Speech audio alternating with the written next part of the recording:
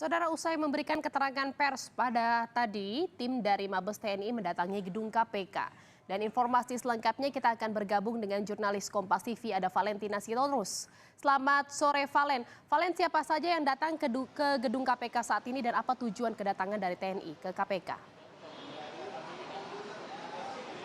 Iya, Jihan, selamat sore. Jadi memang tadi terpantau ini Pusat Polisi Militer TNI bersama jajaran ini telah tiba di Gedung Merah Putih KPK Jakarta. Ini tepatnya pada pukul 14:42 waktu Indonesia Barat, di mana dipimpin oleh Komandan Pusat Polisi Militer TNI Marsikal Muda Agung Handoko bersama jajaran. Tadi kami juga sempat menanyakan bahwa apa tujuan dari kedatangan jajaran Puspom TNI ke gedung KPK ini, tapi tadi tidak dijawab secara mendetail begitu. Marsda Agung langsung saja memasuki gedung yang diduga merupakan ruangan pertemuan antara pimpinan KPK bersama juga pihak-pihak tamu yang datang yang ingin juga melakukan pertemuan. Kami juga tadi sempat menanyakan apalagi yang dipermasalahkan oleh Puspom TNI sehingga datang ke gedung KPK ini. Marsda Agung ini hanya menjawab bahwa ya menyelesaikan apa yang sudah terjadi. Nah, di sini kami juga masih menerka apa sebenarnya yang perlu dikaitkan, karena pada dasarnya tadi ketika konferensi pers yang sebelumnya dilakukan oleh Puspom TNI begitu ya, bahwa memang dalam penetapan dua perwira TNI begitu yang sebelumnya terjerat dalam kasus dugaan penerimaan suap dalam kasus pengadaan peralatan pendeteksi korban reruntuhan terhadap dua anggotanya atau perwira, diantaranya adalah Kabasarnas Henry Alfiandi dan juga Koordinator Administrasi Kabasarnas Letkol Afri Budi Cahyanto. Ini memang tidak dimungkiri bahwa sudah keduanya ini melakukan koordinasi begitu. TNI juga memang dilibatkan dalam mengusut perkara yang ada, hanya saja koordinasi yang dilakukan ini hanya sebatas pada perubahan status dari yang semula penyelidikan menjadi penyidikan. Kemudian saat KPK menetapkan tersangka dalam kasus tersebut tidak ada koordinasi lebih lanjut dengan TNI. TNI di sini menyebut tidak tahu menahu bahwa dua anggotanya ini akan ditetapkan tersangka dalam perkara yang memang saat ini sedang diusut oleh KPK.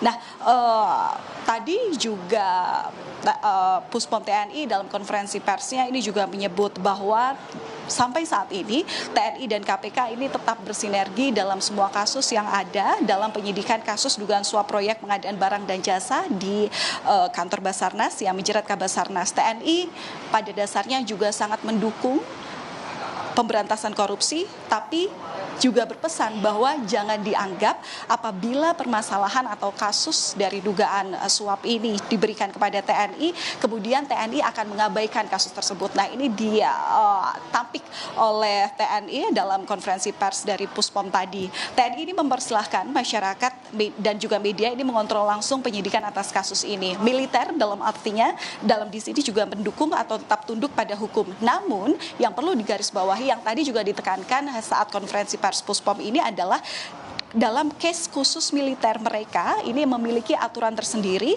yang mana sudah dituangkan dalam Undang-Undang Militer, Undang-Undang Nomor 31 Tahun 97 tentang Peradilan Militer. Selain itu juga dalam peraturan hukum yang lain, militer juga tunduk terhadap Undang-Undang KUHP Nomor 8 Tahun 1981. Jadi pada intinya tadi Puspom TNI menyebut bahwa tidak ada prajurit TNI yang akan kebal hukum. Semua tunduk pada aturan hukum. Hanya dalam Undang-Undang Peradilan Militer juga diatur penyelidikan, penyidikan dan juga penahanan. Dan tadi yang memang ditekankan adalah bahwa yang berhak untuk melakukan penetapan tersangka dan juga penahanan di sini adalah atasan atau komandan dari atasan yang ditetapkan sebagai tersangka berhak menghukum, kedua merupakan polisi militer dan ketiga merupakan auditor militer. Nah, kita akan nantikan bersama Jihan dan juga saudara seperti apa hasil dari pertemuan antara pihak KPK dan juga Puspom TNI. Semoga ini memang ada aturan yang jelas apa kemudian yang menjadi latar belakang KPK memiliki kuasa untuk menetapkan sebagai tersangka dan seperti apa sebenarnya koordinasi yang sebelumnya sudah dilakukan sebelum penetapan tersangka atas kasus ini dilakukan dalam OTT KPK hari Rabu lalu. Jihan.